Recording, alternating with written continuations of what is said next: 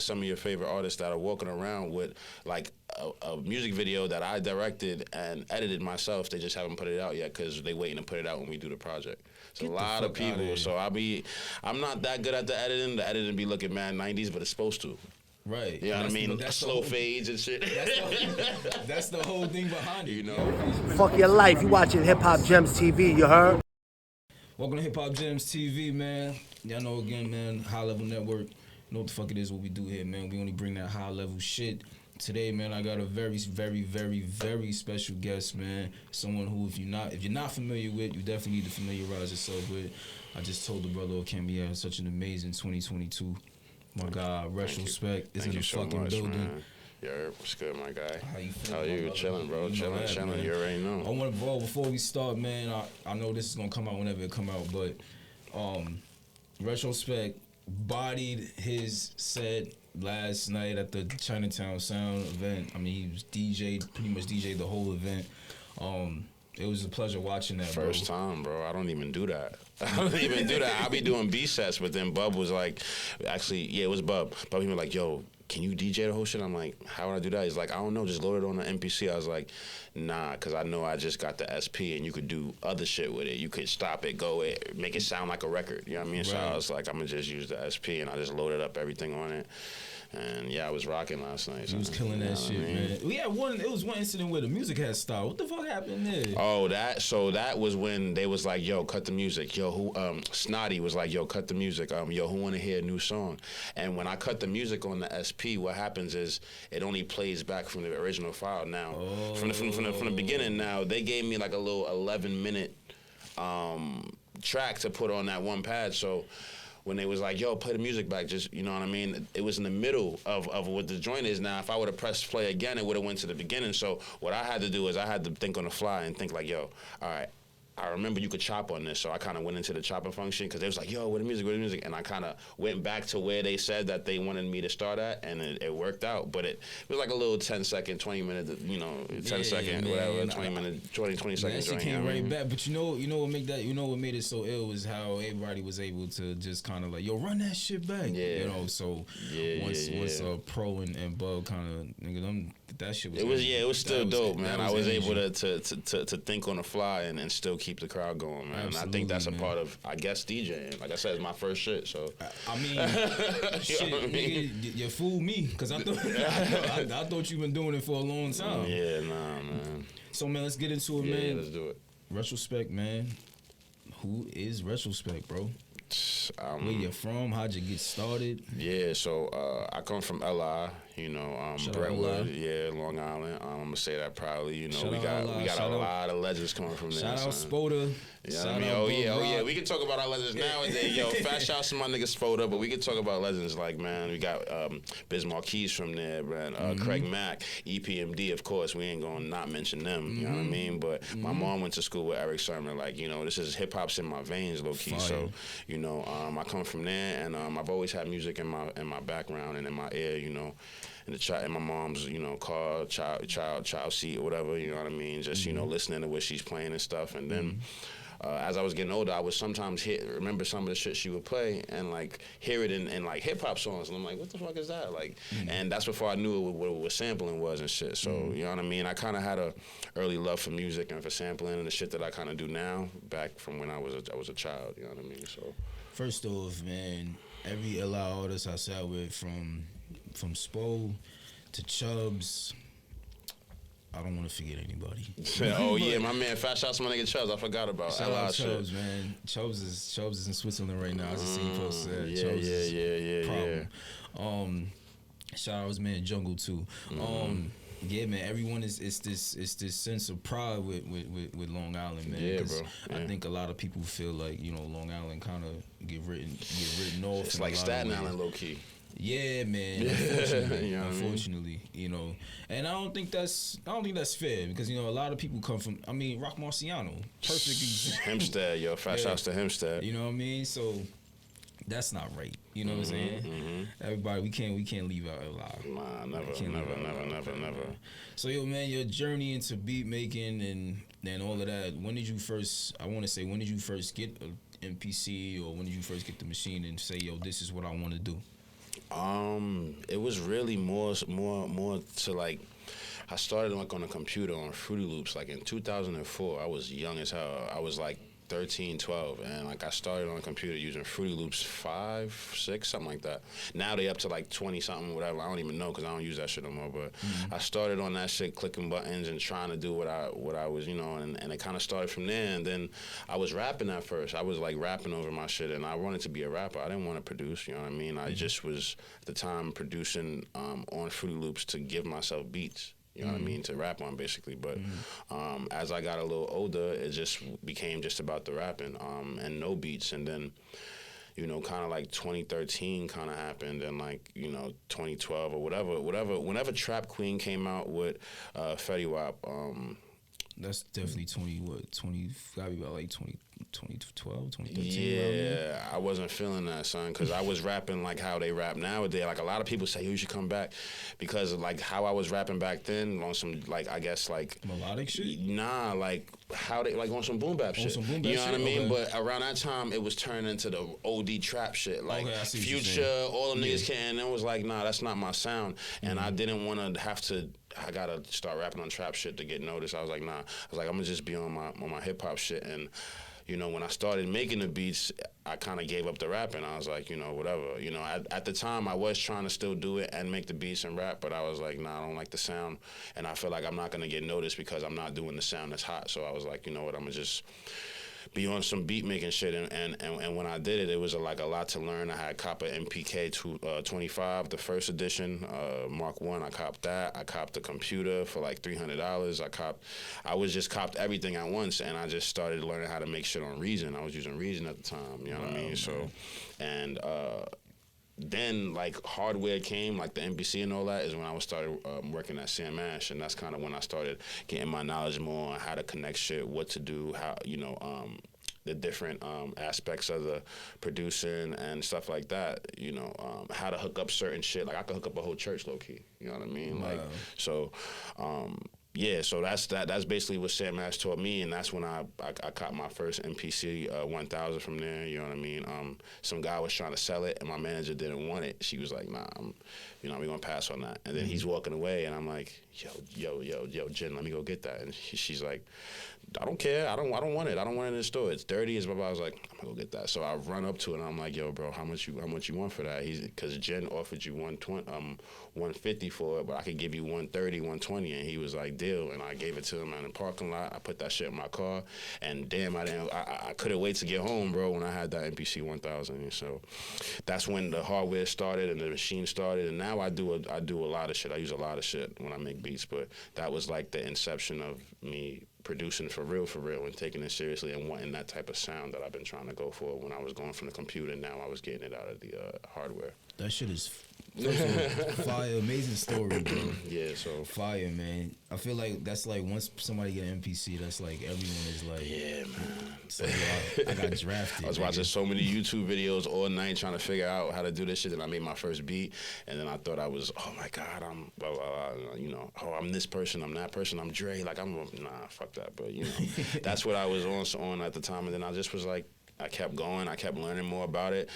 I was working at Sam Ash for like 4 years. I became a manager at the time, so I was just getting in equipment. Like, we would buy shit in, and then I would go and buy it right after. Like, you know what I mean? Right. You know, buying cassette tape machines and stuff like that, because I run a lot of my beats through cassette. You know what I mean? And then run it back into the computer just to give it that grip. But just doing a whole bunch of stuff, man, and kind of finding my sound, working at the store, that kind of helped me understand shit. I used to go over people's houses and hook up their whole studio equipment, you know, on the side for money and shit. So yeah, I had a lot of jobs, bro. I mean, you definitely worked up quite the resume as far as like beat making and just fucking electrical shit. You know what I mean? Because a lot of people don't really know how to do none of that. You know what I mean? How did you come up with the name RetroSpec? It used to be, so when I first started rapping, let me see if I can remember this class, so many names. When I first started rapping, it was Excalibur, then it was Prophecy, and then when I kind of found myself and started dressing retro, like in 2008, 2009, 2010, I changed it to Retro Fade, and then I was like, and then somebody was like, you know, around the time, I think it was somebody that I was fucking with at the time, she was like, yo, you remind me of, like, you know, the past, you know what I mean, and, you know, and I was always, you know, anytime somebody thinks about something from the past, they say, yo, in retrospect, or whatever. So I was like, yo, that'll be hard, you know what I mean? Like, you know, I could call myself RetroSpec instead of Retro Fade. Retro Fade kind of sounds straight trash, you know. I call myself RetroSpec, and, you know, for short, niggas want to call me Retro, or for short, niggas would call me Spec, like, you know what I mean? So I was like, yeah, I'm gonna go with that, and it just stuck. And, you know, that was what I was rapping under, and then now this is my production name as well, you know what I mean? That worked. I definitely think it worked in your favor, man. Yes, sir. Yeah, absolutely. So you got and then even with the name, man, you got the whole camcorder and how you document. Tell us about that. Like, how did that come about? Man, I don't know.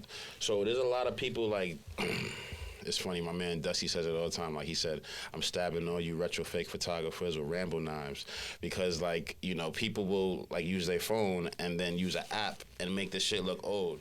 So, you know, when Dusty, you know, Dusty, shout out Dusty, fast shouts to Dusty, man. That's my little homie, man. But that's like my little brother. But Dusty, man, he says a lot of prolific shit, and I remember, like, also not liking that shit. Like, yo, why these niggas be on their phone and then they want to put a filter and make it sure. So I was like, you know what? I'm gonna take it a step further, and I'm gonna go get an actual camcorder, do the whole conversion process, and that's how I'm gonna do my shit. So when I started copping camcorders, it kind of became like an addiction. Like, I would cop one camcorder 1 week from eBay for like 60s, and I'd cop another one another week for 40s, and another one, and they'll be all different camcorders. First one I caught was like a mini DV. Then the second one I caught was a VHS-C. Third one I caught was another VHS-C, but it was from like the 80s. Then I copped the what's the other one? I can't think of it right now, but there's, like, back in the day there was like 4 different types of, like, ways, like, camcorders was, as far as, like, the brands and what it was. It was VHS-C. I'm trying to think of the other one, but it's not coming to me right now. But basically, long story short, I just basically I would use the camcorders just to bring them to events and record my B sets. And just go up to niggas and be like, yo, who the fuck are you? Like, that's just, you know what I mean? And niggas would be like, yo, I'm Bub Styles, yo, I'm Chubbs, yo, I'm Dusty, and they'll just say whatever. And then I'll take all that footage, I'll record whatever the event, different shit from the event, and I'll just kind of put it together as a video. I'll take the footage and I'll chop it up and put it on Instagram on my story and shout them out, whatever. But it looks a lot better when you use the real shit than using the filters, you know what I mean? It should look fire when you post it on the gram. Yeah. I seen the different sessions you had. I think you just posted one with Ox. Yeah. Shout out to Ox. Yeah, bro. that's my guy. Me Shout and him out are to working on an fucking Ox. album. Get the fuck out of here. I'm working on an album with a lot of people, man, bro. You know what I mean? I'm working on an album with a lot of people, Bro was just man. in here. Yeah. Bro was just here talking about that. I'm excited for that one. Yeah, Definitely excited for this one with Ox, man. And a lot of other people, man, like, you know, I'm not going to mention too many names, but a lot of other people I'm working on an album with as well. It's kind of a lot of surprises, so. Let me get into that real fast, and, you know, what you want to share, you can share. Yeah, what's up? How does that come about for you, man? Like, are you reaching out to artists, or they coming to you like, yo, I got this, I want to get off and I want to do it with, you know, do it with you, pause? Most of the time, it'll end up being like, you know, we all at an event or something, and niggas will be like, yo, Retro, when we working on something? And I'll be like, I mean, I don't know, you tell me. They're like, yo, what's up? Let's do it. It'll kind of just be like that. It don't have to be like real planned. Sometimes it'll be like niggas that hit me up, yo, Retro, let's work on a project. But most of the time, I'll be at an event in person. They'll be like, yo, Retro, let's work on something, a little 5-piece. I'm like, what's up? Set it up. All right, I'm off this day. All right, cool, let's do it that day. And then they'll come over, and I like somebody that where they work ethic is, they picking beats, they writing on the spot. Even if you don't write on the spot, I don't really like sending my shit out. You know what I mean? Like, I'm like my nigga Spanish Ran. Like, you got to come to the crib and like, Shout out Spanish Ran. and like, you know what I mean? Record and let's just feel the vibe in person, you know. But if you a person that you can't write on the spot, yeah, I'll send it if that's really, really needed. But, you know, I like just having a vibe of having somebody come through and just, you know, be in the presence, you know what I mean, and just, you know, see where the vibe is at from there, you know what I mean. I might throw an idea at you, you might throw an idea at me, you know, like that's normally how I like recording. So. And most of the sessions is done at my your crib. spot. Fire, man. We got to set something up, man. I got to document that. Yeah, that'll be hard, bro. Come through when Me and Blue are working on something too, but come through, you know. Yo, I'm working on a lot of shit with a lot of niggas right now, bro. Well, shit, man, you send the invite. I got I'll you. definitely be there because I mean, I would definitely be in there to document, man. I think that shit is incredible. You know, I think when people get together and they can like make something out of nothing like that, ideas bouncing off each other. Right. It's incredible, man. That's a fact. Kind of like how you put together this project with Julio. Tell us about that. Fat First shouts of to all, Heartbreak. shout out, yes, the project was fucking phenomenal. I had my pops in the spot last night, and I was when you was doing your set, and he was up there, he was rapping, and my pops was like, "Yo, who's that?" I was like, "Yo, that's song I was telling you about. That's the album you need to tap into. Shit is." Yeah, you gotta. Shit was phenomenal. You gotta tap it with Julio too, bro. He got a story to tell. If that's one nigga that got a story to tell, it's Julio, him. shout out to Julio. I just started following, man. Like, nigga, definitely you gotta come up here, brother. For real. Hell Shout out to yeah, Queens. Definitely gotta come up here. Yeah, Briarwood. He's actually. It's funny because Julio. It's weird how life works. I'm living on the same block that he grew up on right now. Wow. And like we about to start working on another project, and it's gonna be done in his neighborhood on the same block that he grew up on. It's so crazy how life happens, man. And I assume you're gonna document that. Oh with the yeah, camcorder. yeah, we talked about that too. We gotta have a vlog. We gotta shoot a video. There's actually a couple people, some of your favorite artists that are walking around with like a music video that I directed and edited myself. They just haven't put it out yet because they waiting to put it out when we do the project. So a lot of people. So I'm not that good at the editing. The editing be looking mad 90s, but it's supposed to. Right. You know what I mean? Slow fades and shit. That's the whole thing behind it. You know what I mean? So, you know. Respect, man. What the fuck, yo? So I literally try to like indulge myself into anything. Like I like to test myself, challenge myself. Like, you know, if there's a genre of music that just came out and everybody's like, oh, you know, whatever, I need to make sure I get my inventory up. I need that. I need those new sneakers. You know what I mean? Basically. So I need to learn how to make drill. I need to learn how to make, you know, calypso, which I got a whole Christmas album with just calypso beats. It's called Christmas in Belize. Yes. You know what I mean? Like I got mad like different types of genre shit because I don't limit myself to one type of thing. You know what I mean? So, you know, I really be out here testing myself. That's why when Bub was like, yo, Retro, like, come through, DJ this set, I was like, damn, you want me to DJ? I was like, man. I was like, if I DJ, this shit might not be like, and he's like, nah, bro, just load them on the MPC. And then I started thinking, I was like, I could do that, but let me try to do something else. Like, I kind of told myself, like, I could do this shit. I could DJ for the whole shit. I could do it. You know what I mean? I don't got a DJ controller, but I could do it. So fire, bro. I like testing myself and challenging myself, man. I want to get back to the project with Julio real fast. How did that come about, man? The title and just even working with him. Did he reach out to you, or was it you reached out to him? So I met Julio off of. So he had his man. I don't know why I can't think. I'm a little, you know, up there, but I don't know why I can't think of my man's name. But he had so there's this dude that knew him, and he would come into Sam Ash's shop, and he kind of linked me. That dude kind of linked me to Julio, and that's kind of when I started working with Julio off of the strength of what that brother was telling me about him, and I would always help this other brother, you know, shop, but he was putting me on the Julio. So, and me and Julio first, we worked on an album called From the Soul. Then we worked on an album again called From the Soul again. And then the next one is Feel the Soul. And then the next one after this is going to be called For the Soul. So it's like everything is kind of soul packed, you know what I mean? And Dusty Rhodes is like our like kind of mascot for the whole album, you know what I mean? And the way that this one came out though is, I don't know, he just would come over, you know, roll up mad backwards, you know what I mean? At this time, I think my man was fucking with aunties, entourages and shit, but he would just roll up mad at them shits, and we would just smoke. He'd bring over Henny, we'd pick beats together, and most of the time though, it's funny how me and Julio work. He'll pick beats in the beginning of the project, and it won't be the same ones as at the end of the project, because he'll come over other days and we'll just be chilling, and I'll be making a beat on the spot or whatever, and we'll go with that one. So that's, you know, me and him have a crazy work ethic. He comes over and we can get 11 songs done in a night. If he's on his shit, we can get 11 songs done in a night. Shit. Because all I'm doing is he's picking the beat, I'm putting the beat, because remember, the beat is on the machine. I'm putting the beat on the computer, he's rapping to it, making sure, and then normally he does about 1 to 5 takes. He don't ever do 10, 20 takes. He's not that type of nigga. He could one take shit. The nigga's a problem.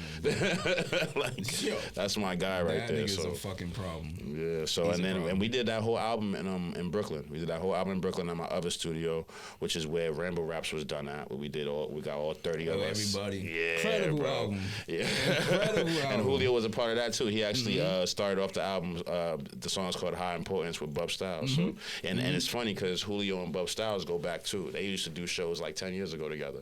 Look at that. That's what I'm saying. You Everything is so connected, Everything bro. is connected, It's funny because when I was out there with my man, I heard you say, yo, everything is so small.